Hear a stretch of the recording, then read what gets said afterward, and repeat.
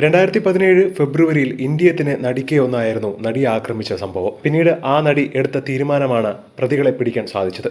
പേടിച്ചു ഭയന്ന് വീട്ടിലേക്ക് തിരിച്ചു മടങ്ങാതെ നേരെ പരാതി നൽകാനായിരുന്നു നടി പോയത്. അതിനുശേഷമാണ് പ്രതിയെ പിടികൂടാൻ സാധിച്ചത്. എന്നാൽ പിന്നീടാണ് മനസ്സിലാവുന്നത് നടൻ ദിലീപ് അടക്കമുള്ള പ്രമുഖർ ഈ ഒരു വിഷയത്തിൽ പങ്കുണ്ട് എന്ന്.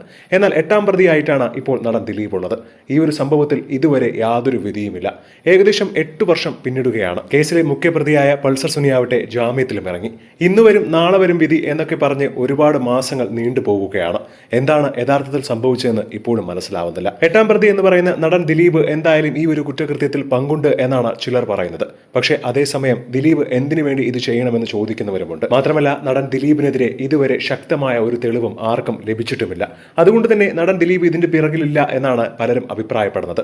ദിലീപിനെ ഇപ്പോഴും വിശ്വസിക്കുന്നവർ ഒരുപാട് പേരാണ്.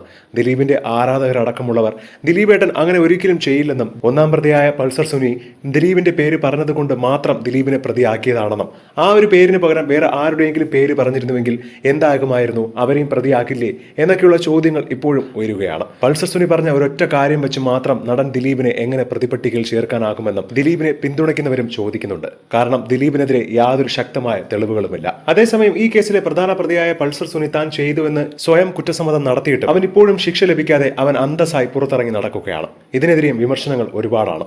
എന്താണ് ഇതിനെക്കുറിച്ചുള്ള നിങ്ങളുടെ അഭിപ്രായമെന്ന് താഴെ മറക്കാതെ കമന്റ് ചെയ്യുക. ഒപ്പം ഈ വീഡിയോ ലൈക്ക് ചെയ്ത് മറക്കാതെ സബ്സ്ക്രൈബ് ചെയ്യുക.